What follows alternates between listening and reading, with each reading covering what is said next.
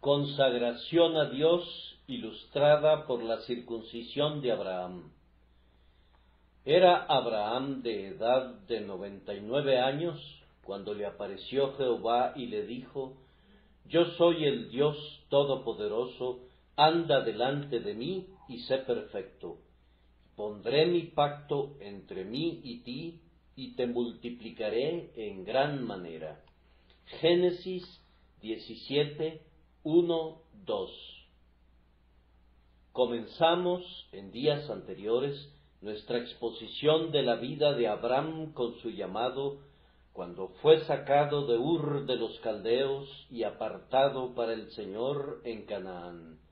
Luego pasamos a su justificación, cuando creyó a Dios y le fue contado por justicia, y ahora espero que sean indulgentes con nosotros si proseguimos con el mismo tema hacia una nueva etapa y procuramos describir el más pleno desarrollo de la piedad vital de Abraham, en la abierta y clara revelación de su consagración a Dios.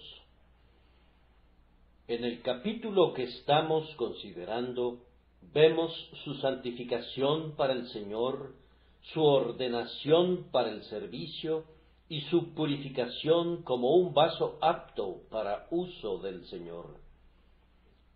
Todos los llamados son justificados, y todos los justificados son santificados por obra del Espíritu Santo, y son vueltos aptos para ser glorificados posteriormente con Cristo Jesús. Permítanme recordarles el orden en el que llegan estas bendiciones. Si hablamos de la santificación o consagración, no es como algo que ocurra primero, sino como una prominencia que ha de ser alcanzada exclusivamente por escalones precedentes. En vano pretenden los hombres ser consagrados a Dios antes de ser llamados por el Espíritu de Dios, pues tienen que aprender todavía que ninguna fuerza de la naturaleza podría bastar para servir rectamente al Señor. Tienen que aprender el significado de «os es necesario nacer de nuevo», pues ciertamente, mientras los hombres no sean introducidos en la vida espiritual por el llamamiento eficaz del Espíritu Santo, todas sus declaraciones acerca de servir a Dios podrían ser respondidas con las palabras de Josué: «No podréis servir a Jehová».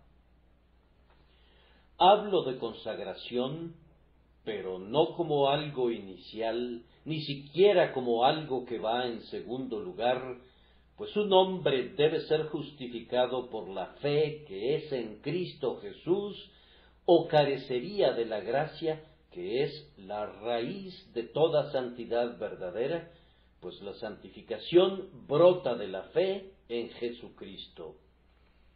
Recuerden que la santidad es una flor, no una raíz.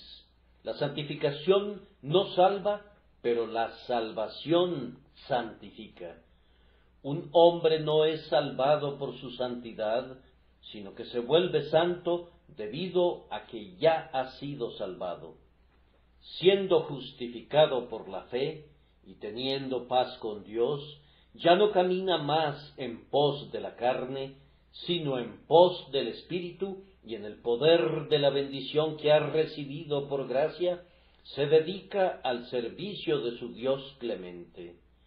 Noten, entonces, el debido orden de los beneficios celestiales. La consagración a Dios sigue al llamamiento y a la justificación. Al traer a sus mentes la historia de Abraham, permítanme recordarles que habían pasado 13 años desde el tiempo en que Dios había dicho que la fe de Abraham le fue contada por justicia, y esos 13 años hasta donde podemos deducirlo de la Escritura, no estuvieron del todo tan llenos de valerosa fe y nobles actos como habríamos podido esperar que estuvieran. Cuán cierta es aquella verdad que los mejores hombres no dejan de ser hombres, pues ese mismo individuo que había aceptado la promesa de Dios y no había titubeado ante ella debido a alguna incredulidad, en unos pocos meses posteriormente, o tal vez en unos cuantos días, fue presa de un ataque de incredulidad y por instigación de su esposa adoptó medios injustificables para poder obtener el heredero prometido.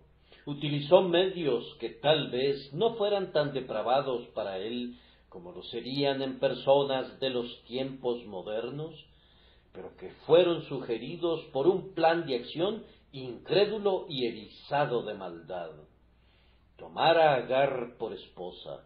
No pudo dejar que Dios le diera la simiente prometida, no pudo dejar que Dios cumpliera su promesa en el momento por él elegido, sino que se justifica y se aparta del angosto sendero de la fe para lograr, mediante métodos dudosos, el fin que Dios mismo había prometido y había asumido cumplir.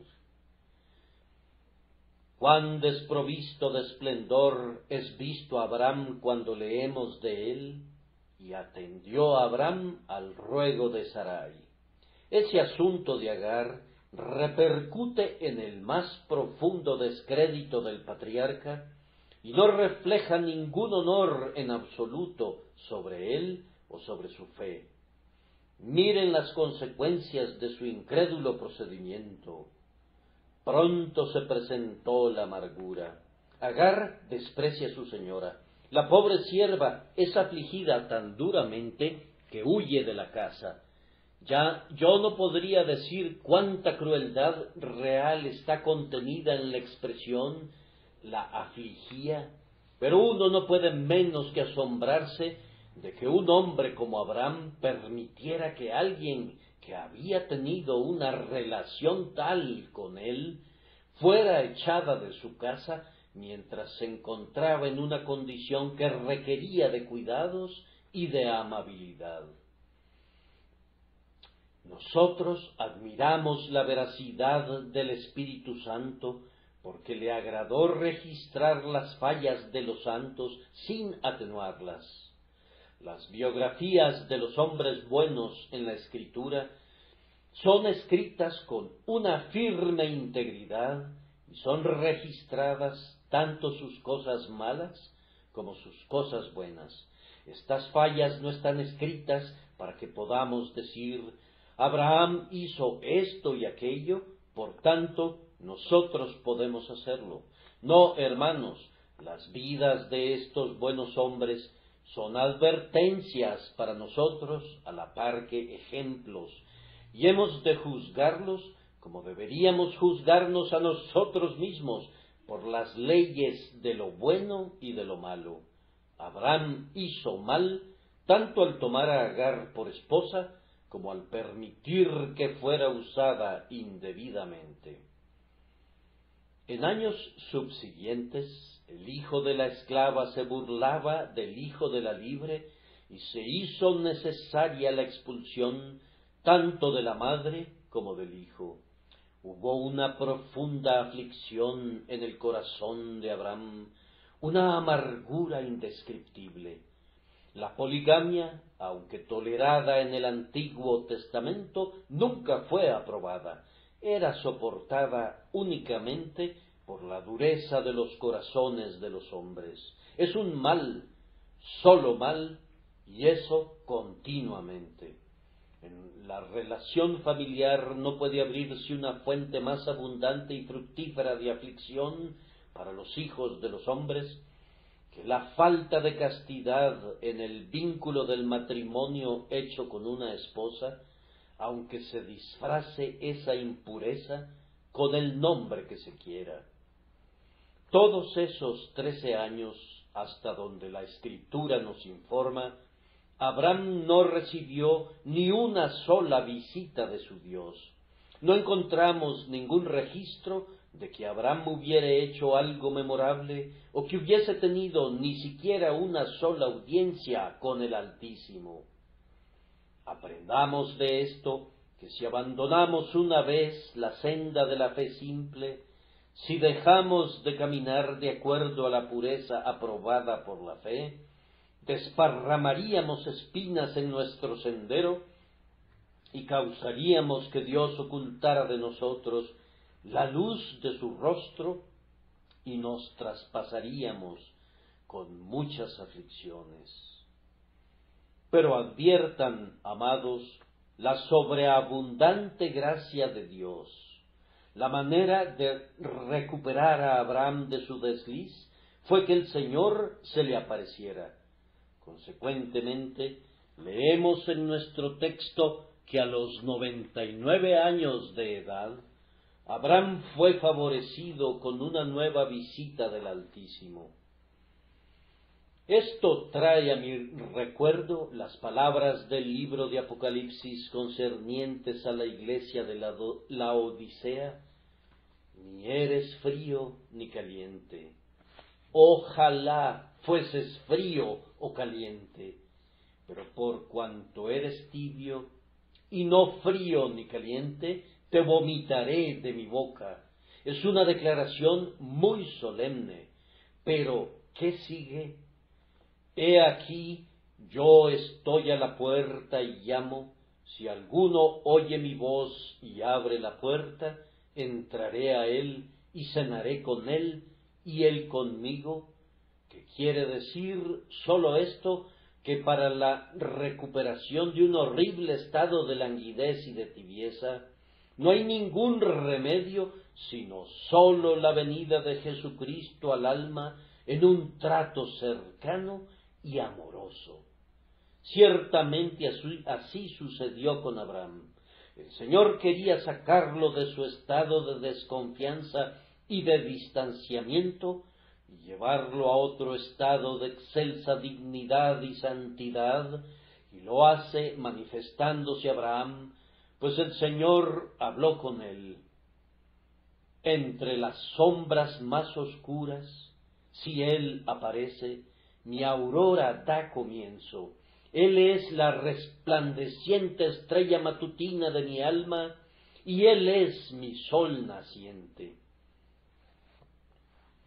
Musiten una oración, hermanos y hermanas míos. Señor, revélate a mi pobre espíritu rebelde y languideciente. Revíveme, oh Señor, pues una sonrisa que provenga de ti hace que mi yermo florezca como la rosa. En la ocasión de esta clemente manifestación, Dios se agradó en hacer por Abraham lo que yo creo que es para nosotros una ilustración admirable e instructiva de la consagración de nuestros espíritus redimidos enteramente a su servicio. Esta mañana, con la ayuda de Dios, voy a conducirlos, primero, a observar el modelo de la vida consagrada, en segundo lugar, la naturaleza de la vida superior, y en tercer lugar, sus resultados. Primero, entonces, notemos en las palabras de Dios a Abraham el modelo de la vida santificada o consagrada. Aquí están: yo soy el Dios Todopoderoso, anda delante de mí y sé perfecto. Para que un hombre sea enteramente santificado para el servicio del Señor, primero tiene que comprender la gloria y la condición todopoderosa y omnipotente de Dios. Hermanos, el Dios a quien servimos llena todas las cosas y tiene todo el poder y todas las riquezas. Si le tuviéramos en poca estima, nos merecería poca confianza y en consecuencia le rendiríamos escasa obediencia, pero si tuviéramos grandiosos conceptos de la gloria de Dios, aprenderíamos a confiar plenamente en Él, recibiríamos de Él misericordias sobreabundantes y seríamos motivados a servirle de manera sumamente consistente. El pecado, en el fondo, tiene su origen muy frecuentemente en pensamientos rastreros acerca de Dios. Toma el pecado de Abraham. Él no podía ver cómo Dios podría serle el padre de muchedumbre de gentes, ya que Sarai era muy vieja y estéril. De aquí su yerro con Agar. Pero si hubiera recordado lo que Dios trae ahora a su memoria, que Dios es el Shaddai, el Todopoderoso, habría dicho: no, permaneceré fiel a Sarai, pues Dios puede ejecutar sus propios propósitos sin que yo utilice medios tortuosos para cumplirlos. Él es todopoderoso en sí mismo y no depende de la fuerza de la criatura.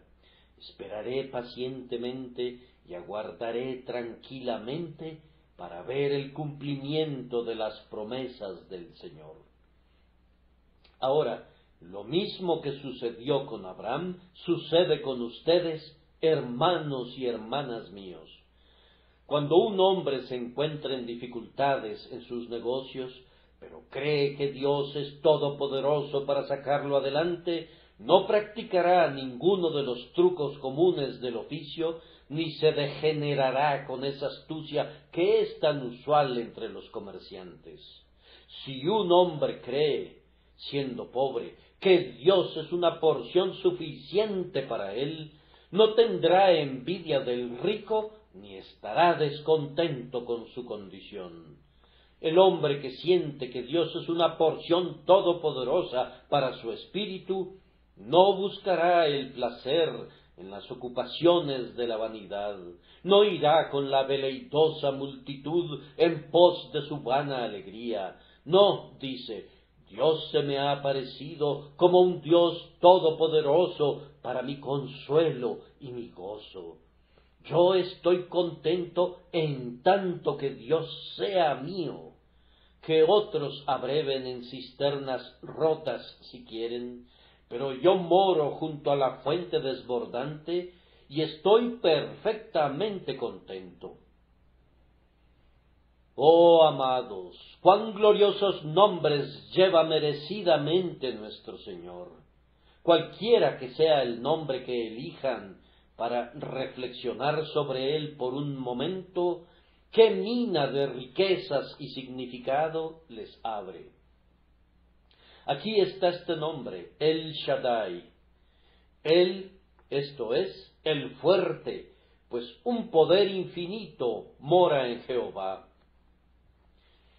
Cuán prontamente nosotros, que somos débiles, podemos volvernos fuertes si recurrimos a él. Y luego Shaddai, es decir, el incambiable, el invencible. ¿Qué Dios tenemos entonces que no conoce variabilidad ni sombra de arrepentimiento y a quien nadie podría enfrentarse?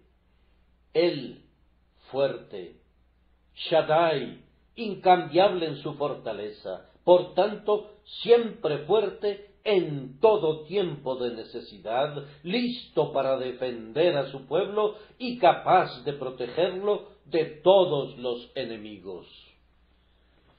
Vamos, cristiano, con un Dios así, ¿por qué habrías de rebajarte para ganar el elogio del hombre malvado? ¿Por qué correteas por allí para encontrar placeres terrenales donde las rosas están siempre entreveradas de espinas? ¿Por qué necesitas depositar tu confianza en el oro y la plata, o en la fuerza de tu cuerpo, o en algo que está bajo la luna? Tú tienes a El Shaddai para que sea tuyo. Tu poder para ser santo dependerá en mucho de que te aferres con toda la intensidad de tu fe al hecho alentador de que este Dios es tu Dios por siempre y para siempre, tu porción diaria, tu consolación que basta para todo. Tú no podrías atreverte, no puedes atreverte, ni te atreverás a desviarte en los caminos del pecado, cuando sabes que un Dios así es tu pastor y tu guía. Siguiendo con este modelo de vida consagrada, adviertan las siguientes palabras: anda delante de mí. Este es el estilo de vida que caracteriza a la verdadera santidad. Es un andar delante de Dios. Ah, hermanos, Abraham había andado delante de Sarai. Le había concedido un respeto indebido a sus puntos de vista y a sus deseos. Abraham había andado también delante de sus propios ojos y de las inclinaciones de su propio corazón cuando fue unido a Agar. Pero ahora el Señor le censura tiernamente con la exhortación: anda delante de mí. Es notable que en la anterior visita divina al patriarca, que procuramos interpretar el domingo pasado, el mensaje del Señor era: no temas. Era entonces, por así decirlo, sólo un niño en las cosas espirituales, y el Señor le dio consuelo, pues lo necesitaba. Ahora se ha convertido en un hombre, y la exhortación es práctica y llena de actividad. Anda. El cristiano ha de disponer y usar la fuerza y la gracia que ha recibido. El meollo de la exhortación radica en las últimas palabras: anda delante de mí, y por ello entiendo un sentido habitual de la presencia de Dios, o hacer lo recto y evitar lo malo, por respeto a la voluntad de Dios, una consideración de Dios en todas las acciones públicas y privadas. Hermanos, yo lamento profundamente cuando veo a hombres cristianos, incluso en algunas sociedades religiosas, que dejan fuera de sus cálculos el inciso más importante de todo el cálculo, es decir, el elemento divino, el poder y la fidelidad divinos. De la mayor parte de la humanidad podría decir, sin ser hipercrítico, que si no hubiera ningún Dios, su curso de acción no sería diferente de lo que es, pues no se sienten ni restringidos ni constreñidos por ningún sentido de la presencia divina. La iniquidad del impío me dice al corazón: no hay temor de Dios delante de sus ojos. Pero esta es la señal del hombre verdaderamente santificado, que vive en todo lugar como si estuviese en la cámara de la presencia de la majestad divina. Actúa como sabiendo que el ojo que nunca duerme está siempre fijo en él. El deseo de su corazón es no hacer nunca lo indebido, porque le deba respeto a la grandeza mundana, y no olvidar nunca lo correcto porque esté en mala compañía, y más bien considera que como Dios está en todas partes, siempre está en una presencia para la cual pecar sería una rebelión desvergonzada. El santo siente que no debe transgredir y que no debe atreverse a transgredir, porque está delante del propio rostro de Dios. Este es el modelo del carácter santificado, que un hombre entienda lo que Dios es y que entonces actúe como si estuviese en la inmediata presencia de un Dios santo y celoso. Las siguientes palabras son: y sé perfecto. Hermanos, ¿significa esto una perfección absoluta? No pienso disputar las creencias de algunos en el sentido de que podemos ser absolutamente perfectos en la tierra. Admito libremente que el modelo de santificación es la perfección. Sería inconsistente con el carácter de Dios que nos diera algo que no fuera un mandamiento perfecto y una norma perfecta. Ninguna ley, sino la de la perfección absoluta, podría venir de un Dios perfecto y darnos un modelo que no fuera absolutamente perfecto. Sería asegurarnos sobreabundantes imperfecciones y darnos una excusa para ellas. Dios no pone delante de sus siervos ninguna regla de este tipo. Sean tan buenos como puedan, sino esta: sed pues vosotros perfectos, como vuestro Padre que está en los cielos es perfecto. ¿Acaso algún hombre ha alcanzado jamás ese punto? Ciertamente nosotros no lo hemos logrado, pero a pesar de eso, todo hombre cristiano debe apuntar a eso. Yo prefiero con mucho que mi hijo tenga una copia perfecta para que aprenda a escribir de conformidad a ella, aunque nunca la logre imitar, a que tenga una copia imperfecta ante sí, porque entonces nunca llegaría a ser un buen escritor. Nuestro Padre Celestial nos ha dado la imagen perfecta de Cristo para que sea nuestro ejemplo y su perfecta ley para que sea nuestra regla, y a nosotros nos corresponde apuntar a esta perfección en el poder del Espíritu Santo y, como Abraham, postrarnos sobre nuestros rostros, en vergüenza y confusión de rostro, cuando recordamos cuán lejos nos hemos quedado del blanco. Perfección es lo que deseamos, lo que anhelamos con ansia y lo que obtendremos al final. No queremos que el tono de la ley sea suavizado para que se adapte a nuestra debilidad. Bendito sea Dios porque nos deleitamos en la perfección de esa ley. La ley, a la verdad, es santa, y el mandamiento santo, justo y bueno, mas yo soy carnal, vendido al pecado.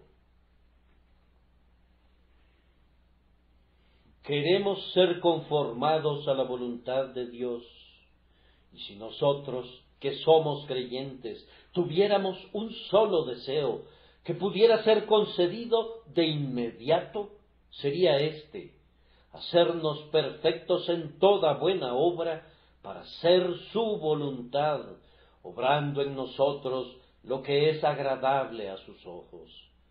Sin embargo, la palabra perfecto, como he dicho, conlleva comúnmente el significado de recto o sincero.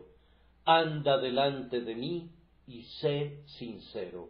El cristiano no ha de tener tratos dobles, no ha de jugar al estira y encoge con Dios o con el hombre, no ha de hacer profesiones hipócritas o tener principios falsos. Tiene que ser transparente como un cristal, ha de ser un hombre en quien no hay engaño, un hombre que ha hecho a un lado la impostura de cualquier forma, que la odia, que la desprecia y anda delante de Dios, que ve todas las cosas con absoluta sinceridad, deseando sinceramente en todas las cosas, tanto grandes como pequeñas, recomendarse a la conciencia de otros como a la vista del Altísimo. Hermanos, aquí está el modelo de la vida consagrada. ¿No anhelan alcanzarlo?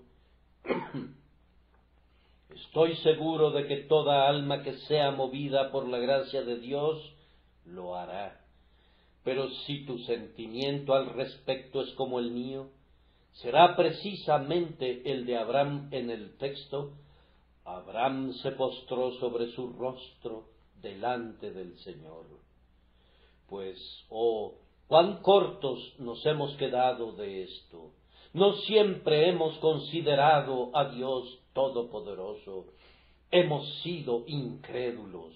Hemos dudado de Él aquí y hemos dudado de Él allá. No hemos salido a trabajar en este mundo como si creyéramos en la promesa: no te desampararé ni te dejaré. No nos ha complacido sufrir o ser pobres, y no nos hemos contentado con hacer su voluntad sin hacer preguntas. Podríamos haber recibido con frecuencia el reproche: ¿acaso se ha acortado la mano de Jehová? ¿Acaso se ha acortado su brazo del todo?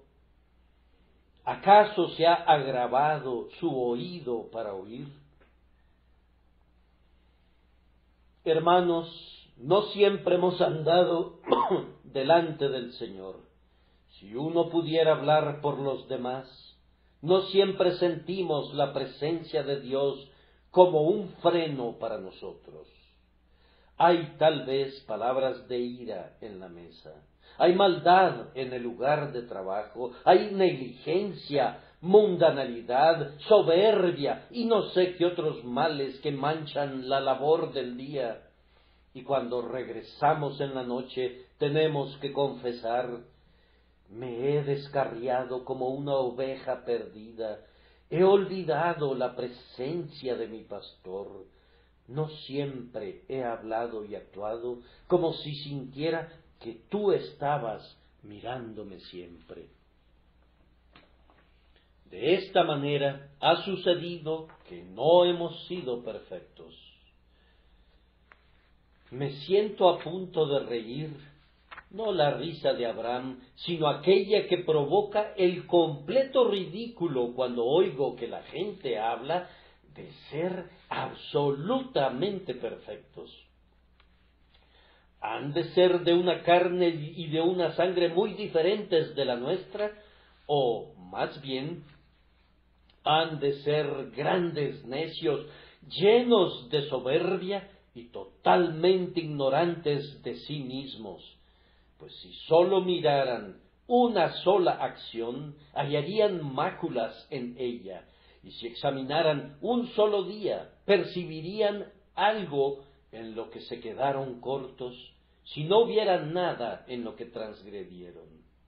Ustedes ven su modelo, hermanos, y estúdienlo en la vida de Cristo, y luego prosigan hacia ese modelo con el celo del apóstol que dijo: no que lo haya alcanzado ya, ni que ya sea perfecto, sino que prosigo por ver si logro asir aquello para lo cual fui asido también por Cristo Jesús. Hermanos, yo mismo no pretendo haberlo ya alcanzado, pero una cosa hago, olvidando ciertamente lo que queda atrás y extendiéndome a lo que está delante, prosigo a la meta, al premio del supremo llamamiento de Dios en Cristo Jesús. En segundo lugar, tenemos la naturaleza de esta consagración, según está ilustrada en este capítulo. Trataremos brevemente cada punto. La genuina consagración espiritual comienza con la comunión con Dios. Noten el tercer versículo. Entonces Abraham se postró sobre su rostro y Dios habló con él. Al mirar a Cristo Jesús, su imagen es fotografiada en nuestra mente y somos cambiados de gloria en gloria como por la presencia del Señor. La distancia de la presencia del Señor siempre significa pecado. La santa familiaridad con Dios engendra santidad. Entre más piensas en Dios, entre más meditas en sus obras, entre más le alabas, entre más le pides en oración, entre más constantemente hablas con Él y Él contigo por medio del Espíritu Santo, más seguramente estás en el camino hacia una total consagración a su causa. El siguiente punto en la naturaleza de esta consagración es que es nutrida por dilatadas contemplaciones del pacto de gracia. Continúen leyendo. He aquí mi pacto es contigo y serás padre de muchedumbre de gentes. Esto es dicho para ayudar a Abraham a andar delante de Dios y ser perfecto, de lo cual concluimos que para que un hombre crezca en santificación, debe crecer en conocimiento y también en la tenacidad de la fe que sujeta al pacto que Dios ha hecho con Cristo en favor de su pueblo, que es ordenado en todas las cosas y será guardado. Con sus Biblias abiertas, noten atentamente que Abraham fue renovado en cuanto a su propio interés personal en el pacto. Noten cómo es repetido el segundo pronombre personal. He aquí mi pacto es contigo, y tú serás padre de muchedumbre de gentes. Lean el 6º versículo. Y te multiplicaré en gran manera, y haré naciones de ti, y reyes saldrán de ti. Y estableceré mi pacto entre mí y ti, y tu descendencia de ti, para ser tu Dios, y el de tu descendencia después de ti. Así le es explicado a Abraham el pacto de manera personal. Es conducido a sentir que tiene una parte y una porción en él. Si has de ser santificado alguna vez para el servicio de Dios, debes alcanzar una plena seguridad de tu interés en todas las provisiones del pacto. Las dudas son como los jabalíes del bosque que arrancan las flores de la santificación del huerto del corazón, pero cuando tienes en tu corazón la seguridad dada por Dios de tu interés en la preciosa sangre de Jesucristo, entonces serán cazadas y eliminadas las zorras que echan a perder las viñas, y las vides en cierne darán buen olor. Clamen a Dios, amados hermanos y hermanas, pidiendo una sólida fe para leer tu título de propiedad liberado para mansiones en los cielos. La gran santidad ha de brotar de la gran fe. La fe es la raíz, la obediencia es la rama, y si la raíz se pudre, la rama no puede florecer. Pide saber que Cristo es tuyo y que tú eres suyo, pues allí encontrarás una fuente para regar tu consagración y hacerla rendir fruto para el servicio de Cristo. Algunos profesantes actúan como si este no fuera el caso. Fomentan sus dudas y temores para perfeccionar la santidad. He conocido cristianos, cuando han estado conscientes de que no han vivido como deberían haberlo hecho, que comienzan a dudar de su interés en Cristo y, como dicen, se humillan para alcanzar después una más plena santificación de vida. Es decir, se matan de hambre para volverse más fuertes, arrojan su oro por la ventana para volverse ricos, levantan la propia piedra fundamental de su casa para que permanezca segura. Amado creyente, pecador como eres, rebelde como eres, a pesar de ello, cree en Jesús y no permitas que un sentido de pecado debilite tu fe en Él. Él murió por los pecadores. Cristo, a su tiempo, murió por los impíos. Aférrate a esa cruz. Entre más furiosa sea la tormenta, mayor es la necesidad de la boya salvavidas.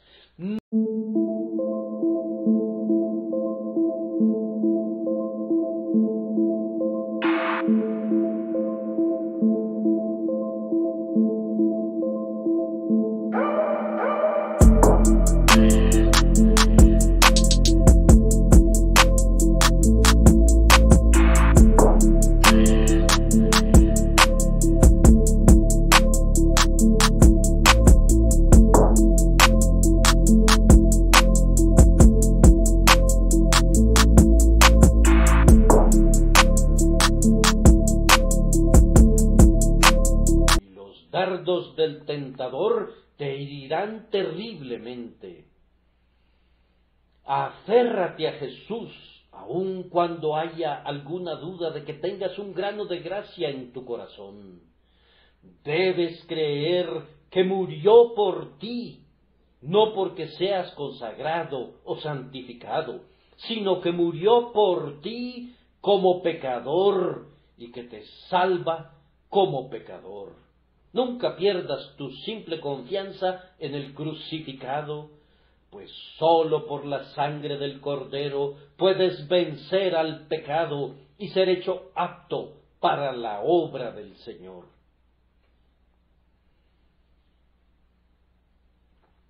Noten, al leer estas palabras, cómo es revelado peculiarmente a Abraham este pacto como una obra del poder divino. Noten el sentido del pasaje. Yo pondré mi pacto entre mí y ti. Yo te multiplicaré en gran manera. Yo estableceré mi pacto. Yo te daré a ti. Yo seré tu Dios, etc. Oh, esos gloriosos, yo haré y se hará. Hermanos, ¿no pueden servir al Señor con un corazón perfecto? Mientras su fe no sujete primero el divino haré y será. Si mi salvación descansa en este pobre brazo enclenque, en mis resoluciones, en mi integridad y en mi fidelidad, habría naufragado para siempre. Pero si mi salvación eterna descansa en el gran brazo que sostiene el universo, si la seguridad de mi alma está enteramente en esa mano que hace girar a las estrellas, entonces bendito sea su nombre, porque está segura y bien.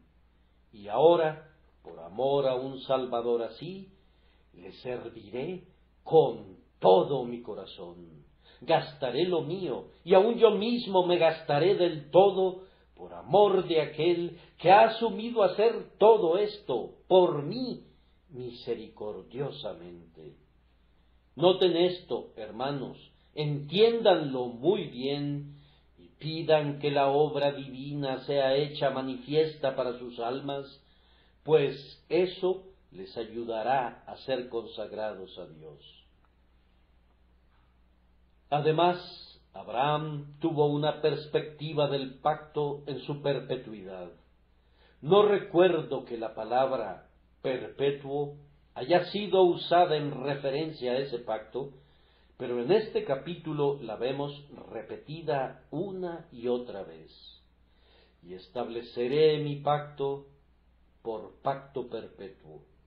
Aquí tenemos una de esas grandes verdades que muchos de los bebés en la gracia no han aprendido todavía, es decir, que las bendiciones de la gracia son bendiciones que no son dadas hoy para ser quitadas mañana, sino que son bendiciones eternas. La salvación que es en Cristo Jesús no es una salvación que nos pertenecerá por unas cuantas horas, mientras somos fieles a ella, y será quitada luego de tal forma que seremos abandonados para perecer. Dios no lo quiera. Dios no es hombre para que mienta, ni hijo de hombre para que se arrepienta. Porque yo, Jehová, no cambio. Por esto, hijos de Jacob, no habéis sido consumidos. Cuando nos ponemos en las manos de Cristo, no nos confiamos a un Salvador que pudiera permitir que seamos destruidos, sino que descansamos en uno que ha dicho: yo doy a mis ovejas vida eterna, y no perecerán jamás, ni nadie las arrebatará de mi mano. En vez de que la doctrina de la seguridad de los santos conduzca a la negligencia de vida, descubrirán que, por el contrario, allí donde es plenamente bien recibida en el corazón por el poder del Espíritu Santo, engendra tal santa confianza en Dios, tal gratitud ardiente hacia Él, que es uno de los mejores incentivos para la consagración. Atesoren estos pensamientos, amados hermanos, y si quieren crecer en gracia y en conformidad a Cristo, esfuércense por percibir su interés personal en el pacto, el divino poder que garantiza su cumplimiento y la perpetuidad de su carácter. Al considerar la naturaleza de esta consagración, quisiera observar a continuación que aquellos que son consagrados a Dios son considerados como hombres nuevos. La nueva humanidad es indicada por el cambio de nombre. Él ya no es llamado más Abraham, sino Abraham, y su esposa ya no es más Sarai, sino Sara. Ustedes, amados, son nuevas criaturas en Cristo Jesús. La raíz y la fuente de toda consagración a Dios radica en la regeneración. Somos renacidos. Una simiente nueva e incorruptible es colocada dentro de nosotros, que vive y permanece para siempre. El nombre de Cristo es nombrado en nosotros. Ya no somos llamados más pecadores e injustos, sino que nos convertimos en hijos de Dios por la fe que es en Cristo Jesús. Noten adicionalmente que la naturaleza de esta consagración le fue expuesta a Abraham por el rito de la circuncisión.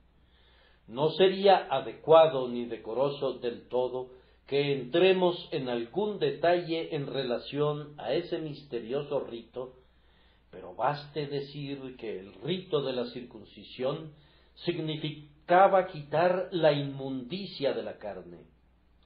Tenemos la propia interpretación de Pablo de la circuncisión en los versículos que acabamos de leer ahora en la epístola a los Colosenses.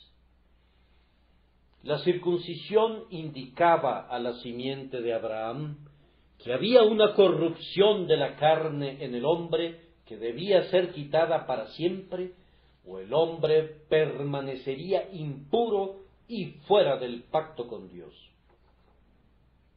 Ahora, amados, para nuestra santificación para Cristo, tiene que haber una renuncia, un doloroso abandono de cosas tan queridas para nosotros como el ojo derecho y la mano izquierda. Tiene que haber una negación de la carne con sus afectos y concupiscencias. Debemos mortificar nuestros miembros. Tiene que haber una abnegación si hemos de entrar en el servicio de Dios. El Espíritu Santo debe dictar sentencia y arrancar las pasiones y tendencias de la humanidad corrupta. Mucho de lo que la naturaleza quisiera fomentar debe perecer, pero ha de perecer porque la gracia lo aborrece. Noten con relación a la circuncisión que fue ordenada perentoriamente para que fuera practicada en cada varón del linaje de Abraham, y si no se cumpliera, tenían que ser cortados de su pueblo. Así que la renuncia al pecado, la renuncia del cuerpo a la inmundicia de la carne, es necesaria para todo creyente. Sin santidad nadie verá al Señor. Aún el bebé en Cristo está obligado a ver la muerte escrita en el cuerpo de la inmundicia de la carne, igual que un hombre que, a semejanza de Abraham, ha alcanzado años avanzados y ha llegado a la madurez en las cosas espirituales. No hay distinción aquí entre el uno y el otro. Sin santidad nadie verá al Señor, y donde una supuesta gracia no erradica de nosotros un amor al pecado, no es la gracia de Dios en absoluto, sino el presuntuoso engreimiento de nuestras propias naturalezas vanas. Se dice con frecuencia que la ordenanza del bautismo es análoga a la ordenanza de la circuncisión. No voy a debatir ese punto, aunque la expresión pueda ser cuestionada. Pero suponiendo que lo fuera, permítanme instar a cada creyente aquí presente que se asegure de que en su propia alma comprenda el significado espiritual tanto de la circuncisión como del bautismo, y que luego considere los ritos externos, pues la cosa significada es muchísimo más importante que el signo. El bautismo explica mucho más que la circuncisión. La circuncisión consiste en quitar la inmundicia de la carne, pero el bautismo es el entierro de la carne por completo.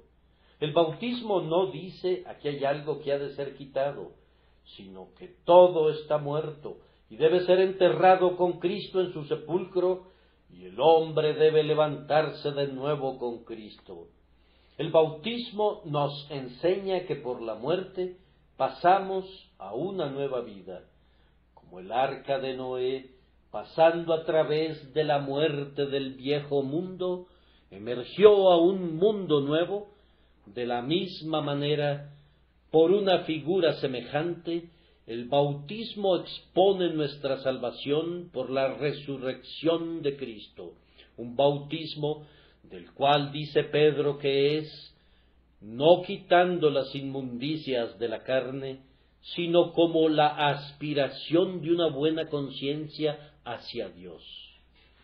En el bautismo, un hombre manifiesta a sí mismo y a otros que ha entrado por la muerte en vida nueva, de acuerdo con las palabras del Espíritu Santo, sepultados con él en el bautismo, en el cual fuisteis también resucitados con él, mediante la fe en el poder de Dios que le levantó de los muertos.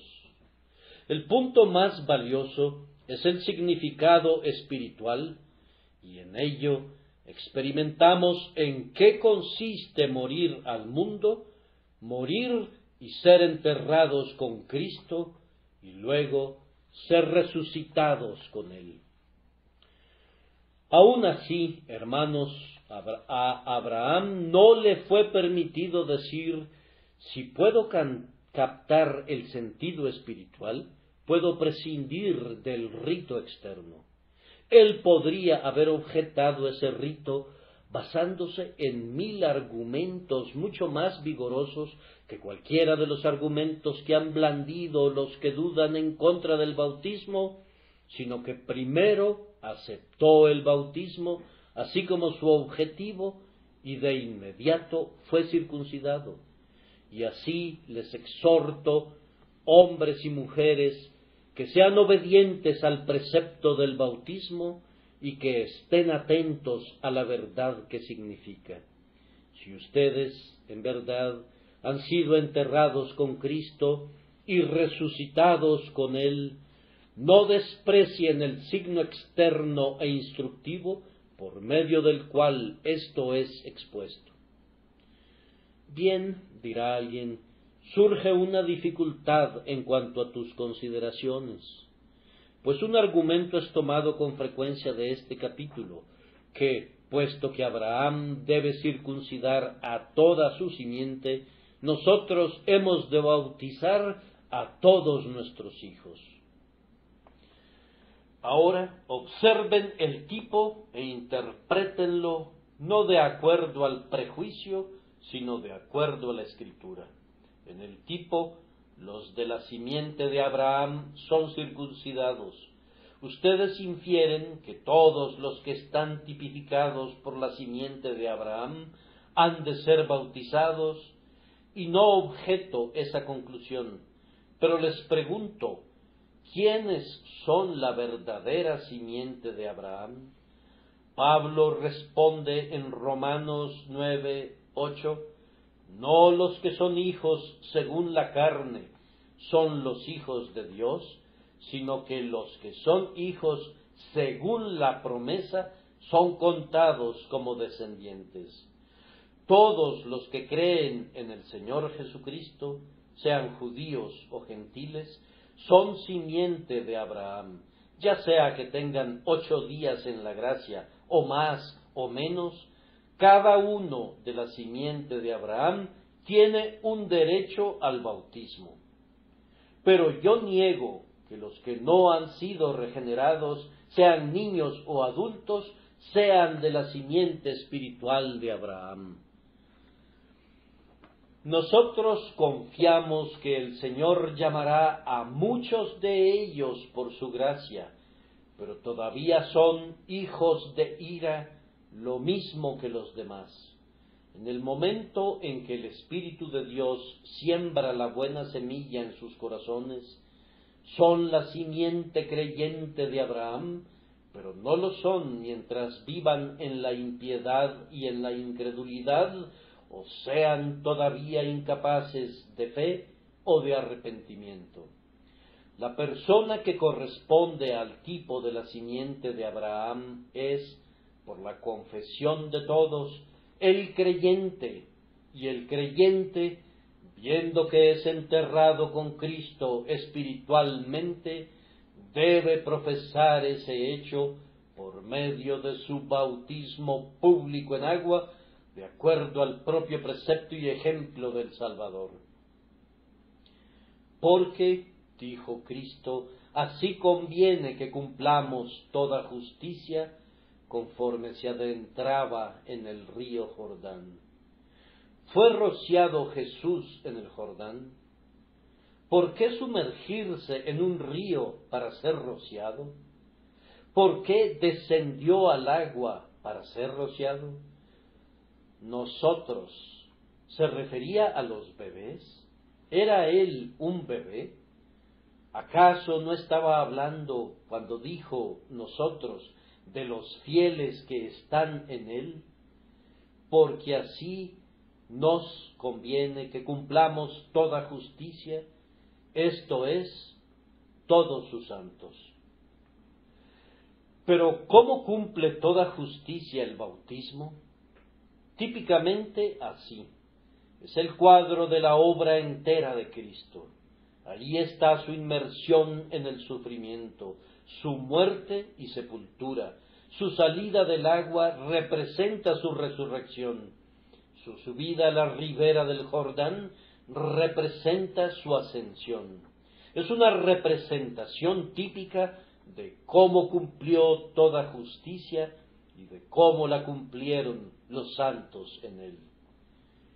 Pero, hermanos, no pretendía ir tan lejos en cuanto al signo exterior, porque el más profundo deseo de mi alma es este, que así como Abraham, por el signo exterior, fue instruido que había una limpieza de la inmundicia de la carne que se debe dar o vendría la muerte, así somos nosotros instruidos por el bautismo que hay una muerte real para el mundo y una resurrección con Cristo que se debe dar en todo creyente, por viejo o joven que sea, o por el contrario, no tendría parte ni porción en el asunto de la consagración a Dios, o ciertamente en la propia salvación. Tengo un tercer encabezado, pero mi tiempo se ha acabado y por tanto solo voy a dar estas sugerencias, los resultados de una consagración así. Inmediatamente después de que Dios le apareció a Abraham, su consagración fue manifiesta primero en su oración por su familia. Ojalá Ismael viva delante de ti.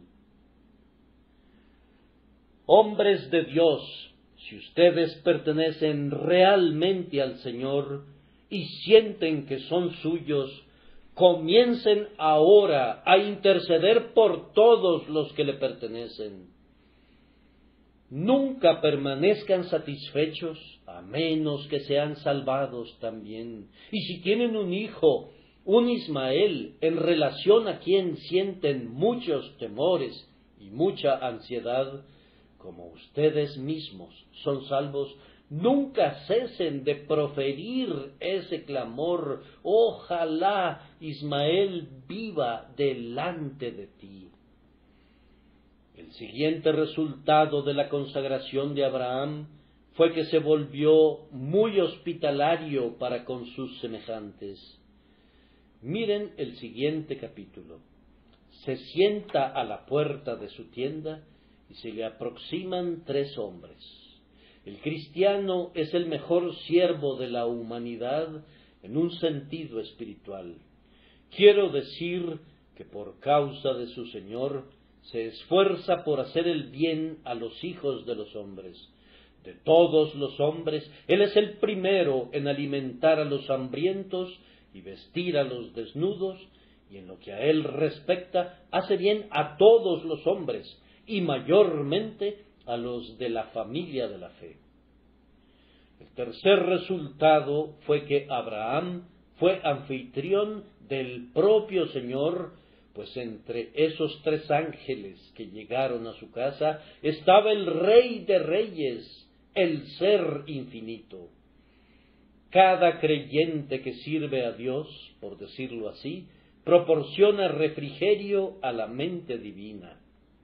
Quiero decir esto: Dios se complació infinitamente en la obra de su amado Hijo. Dijo: este es mi Hijo amado, en quien tengo complacencia, y se complace también en la santidad de todo su pueblo. Jesús ve el fruto de la aflicción de su alma y está satisfecho por las obras de los fieles. Y ustedes, hermanos, así como Abraham fue anfitrión del Señor, sirvan de anfitriones del Señor Jesús con su paciencia y su fe, con su amor y su celo, cuando están completamente consagrados a Él. Además, Abraham se volvió el gran intercesor de otros. El siguiente capítulo está lleno de sus súplicas por Sodoma.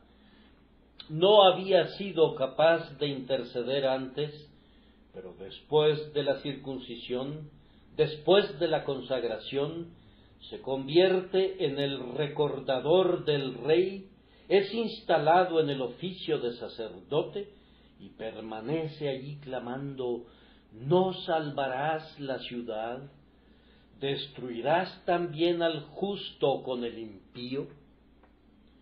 Oh amados, si nos consagráramos a Dios haciéndolo por completo, como he procurado describirlo débilmente, nos volveremos poderosos con Dios en nuestras súplicas. Yo creo que un santo es una mayor bendición para una nación que un regimiento entero de soldados. ¿Acaso no temían más a las oraciones de John Knox que a las armas de 10,000 hombres? Un hombre que vive habitualmente cerca de Dios es como una gran nube que siempre está derramando lluvias fertilizantes. Este es el hombre que podría decir: la tierra es desmenuzada enteramente, yo sostengo sus columnas. Francia no hubiera visto una revolución tan sangrienta si hubiese habido hombres de oración para preservarla. Inglaterra, en medio de las conmociones que la sacuden para un lado y otro, es mantenida firme porque la oración es elevada incesantemente por los fieles. La bandera de la vieja Inglaterra está clavada a su mástil, no por las manos de sus marineros, sino por las oraciones del pueblo de Dios. Estos, cuando interceden día y noche y cuando cumplen con su ministerio espiritual, son aquellos por quienes Dios perdona a las naciones, por quienes permite que la tierra exista todavía, y cuando se acabe su tiempo y sean retirados, y la sal sea suprimida de la tierra, entonces los elementos se disolverán con ardiente calor, y la tierra también, y las obras que están en ella serán quemadas, pero este mundo no pasará antes de que Él se hubiera llevado a los santos con Cristo en el aire. Él lo mantendrá por causa de los justos. Busquen el grado más elevado de santidad, mis amados hermanos y hermanas, búsquenlo y trabajen por ello. Y mientras descansan únicamente en la fe para la justificación, no descuiden el crecimiento en la gracia, que los logros más excelsos sean su ambición, y que Dios se los conceda por su Hijo Jesucristo. Amén.